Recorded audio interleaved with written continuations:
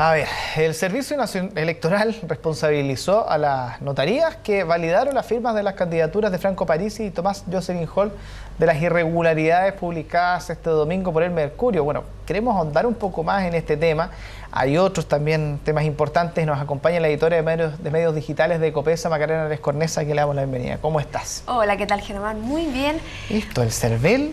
No el CERVEL, de los candidatos. ¿Qué hubiese pasado, por ejemplo, si Parisi hubiese pasado la segunda Eso vuelta mismo está... y no Matei? ¿Qué hubiese pasado? ¿Cómo estaríamos tratando ahora este tema? Porque la verdad que este tema es muy delicado, muy delicado. También teniendo en cuenta que en el pasado ha habido otras candidaturas a las cuales se les ha impugnado firmas que no han podido seguir adelante. Por ejemplo, el caso de Aucán Wilcamán en el 2005, el caso del doctor Monk en el 89, en el cual el tema de la firma era uno de los escollos que tenían para llegar precisamente a poner su nombre en la papeleta. Y ahora, al parecer, esos mismos escollos que encontraron otros en el pasado, no lo han encontrado dos candidatos, específicamente, como tú bien dijiste, Tomás Jocelyn Holt y Franco Parisi. Y esto a raíz de una investigación que hizo el Mercurio y que dejó en evidencia, llamémoslo, falencias del sistema, porque la verdad que todavía hay que ver en qué eslabón se falló. Porque el CERVEL ha sido claro en decir, por lo menos hasta el momento, Patricio Santamaría, que está a cargo del CERVEL, dijo que ellos no tenían responsabilidad alguna, puesto que lo que ellos hacen es confían en la firma del notario. Es decir, si el notario dice que esas firmas son válidas, ellas las dan por bueno. Y lo único que hacen, o lo que ellos harían, serían ver si la persona que firma tiene derecho a votar y que, por supuesto, no tenga ningún tipo de impugnación o que el nombre corresponde, etcétera. Pero no entrarían al tema de la firma, es decir, no entrarían a hacer lo que hizo un medio de comunicación, que fue simplemente, a través de la ley de transparencia, pedir las firmas que validaban las candidaturas. ¿Y qué es lo que descubrió el Mercurio? Algo que solamente con el sentido común se descubre. Por ejemplo, en el caso de Tomás Jocelyn Holt, se descubrió que en solo un día se certificaron ante notario 17.000 firmas. Es decir, significa que en un minuto se tendrían que haber aprobado 24 personas, porque tienes que firmar ante notario. Por lo tanto, ahí ya empiezan las irregularidades y lo que deja en evidencia que el sistema, como mínimo, tiene algún tipo de falencia en alguna parte. No, y te puedo agregar algo independiente de lo que pasa en el CERVEL en las notarías, que a mí me ha tocado ir a hacer trámites notariales y que de repente hay notarios que tienen una ventanilla y uno puede ver cómo firman, hay otros que están más tapados, pero hay unos que tienen, en el sector aquí de Providencia, de hecho. Y el tema es que tú ves cómo le pasan hojas de hojas, muchas de ellas bastante extensas y prácticamente no se leen. Es llegar y firmar, llegar y firmar y van sacando la confianza en los funcionarios. Y ahí claramente hay algo que está sucediendo. Por eso va a tener que investigar. Ahora la justicia puede que tome cartas en el asunto, es decir, hoy día el Pleno de la Corte de Apelaciones va a decidir si abre un sumario contra los notarios involucrados y también la Asociación de Notarios va a ver si los pasa a la Comité de Ética, porque serían dos los notarios involucrados hasta el momento y hay que ver dónde falló. Por parte del Ejecutivo, que también va a revisar este tema hoy día en el Comité Político, es la posibilidad de, a través de alguna ley, quizás modificar o perfeccionar el sistema. Algunos dicen que no es necesario cambiar nada, sino solamente asegurarse que se cumpla la ley, es decir, que se haga lo que hizo en este caso un medio de comunicación, que era ver si efectivamente las firmas que se presentaban, cuántos notarios las habían certificado, en cuánto tiempo se habían certificado. Es decir, da la impresión que con una simple revisión de lo que mostraban las firmas se podía haber llegado a la conclusión de que aquí como mínimo había algo que no estaba funcionando.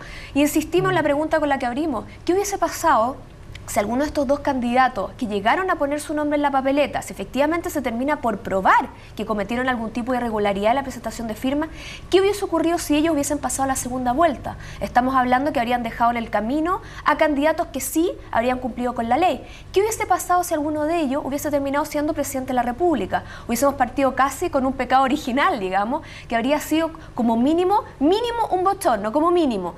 Estamos hablando de que cosas mayores, por lo tanto, la verdad es que hay que poner bastante ojo, sobre todo las certificaciones de firma, teniendo en cuenta que ya durante el año tuvimos un problema relativamente similar con lo que ocurrió con los militantes, con las personas que aparecían militando en partidos políticos y que se descubrió con las primarias, es decir, gente que llegaba a votar y le decían: no, si usted pertenece a un partido político. Y ellos solamente habían firmado, algunos decían, había firmado por alguna causa ecologista, pero nunca para inscribirme en un partido. Es decir, ¿qué es lo que está ocurriendo con las firmas de la gente? ¿Hasta qué punto se están revisando los procesos que finalmente son los que dan cartas de naturaleza, no solo a partidos políticos, sino en este caso a candidaturas presidenciales? presidenciales. No es algo menor. No, y claro, si hablamos de fiscalización y quizás el CERVEL no lo tiene, y si tuviese la capacidad para hacerlo, también hay un tema de plazos. ¿Por cuánto tiempo hablamos? Porque si tiene que revisar 80.000, 90.000 firmas entre distintos candidatos, claramente es personal que tienen quizás no abasto para revisar en el periodo de tiempo que se les da. Hay harto que revisar ahí, pero quienes van a tener que ver ese tema también son los futuros presidentes, en este caso las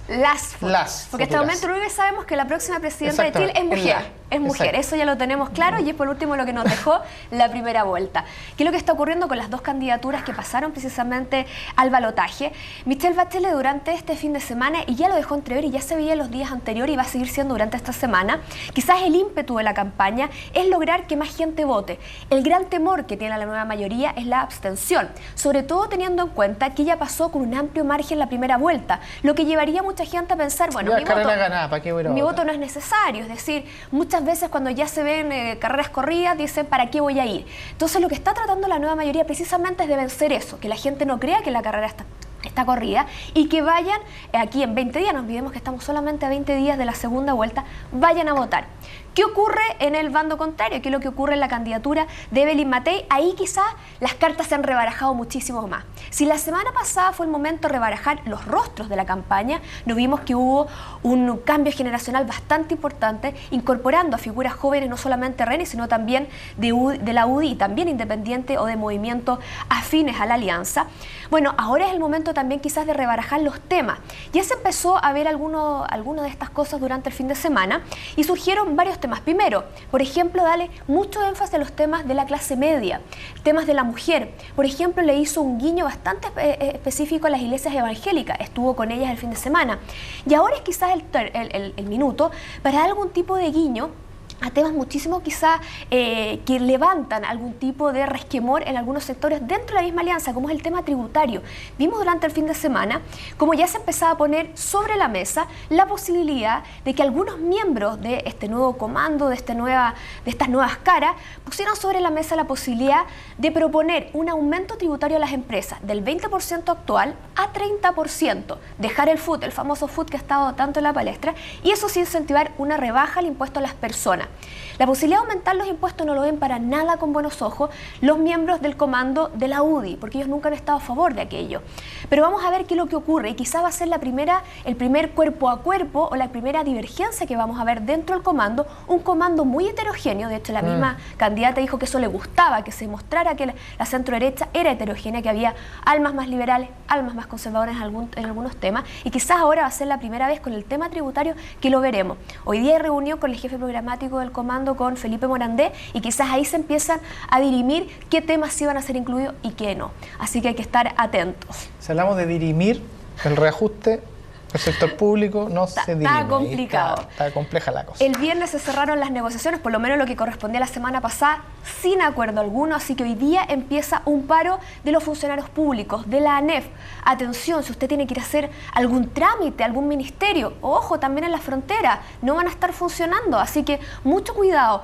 En principio es un paro de 72 horas, es decir, 3 días, pero anunciaron que podía ser que volvieran a extenderlo más allá de las 72 horas. ¿Por qué? Básicamente por el reajuste, que es lo que estaba pidiendo el sector público, un 8,8, lo bajaron a un 7, el Ejecutivo solo propone sobre un 4%, no mucho más allá. Por lo tanto, la verdad es que las posturas hasta el momento están bastante alejadas. El problema es que tenemos el presupuesto de la Nación que se cierra a finales de esta semana, lo tienen que cerrar sí o sí, se están cruzados los dos temas. Hoy día se van a reanudar las conversaciones y vamos a ver si en una de esas tenemos humo blanco y se logra frenar este paro. No hay que olvidar que hemos estado por un mes, que es verdad, mucho marcado por el tema electoral, pero también por los paros. El tema del paro municipal, que afectó muchísimo algunos de los trámites que hacía la gente, y ahora nuevamente vamos a tener un paro en el sector público. En este caso, insisto, ojo, si alguien tiene que ir a hacer algún trámite, algún ministerio, algún organismo público, porque están en paro por 72 horas, por el momento a la espera, que a ver si sale humo blanco de esta negociación. Vamos a ver cómo avanza esta jornada. Muchas gracias, Macarena. Gracias a ti. Que tenga un gran día. Ya está diciembre, ya hasta el próximo. Uy, qué duro suena. Sí, después de diciembre viene vacaciones. Sí, y ya estamos casi en 2014. Siempre digo lo mismo, patente, matrícula. Sí, pero antes el viejito pascuero, así que alegrémonos. Hay que disfrutar. Año nuevo. Año nuevo, a celebrar. Ya nos vemos el otro día. Ya nos vemos, Germán, hasta la próxima semana. Chao. Chao.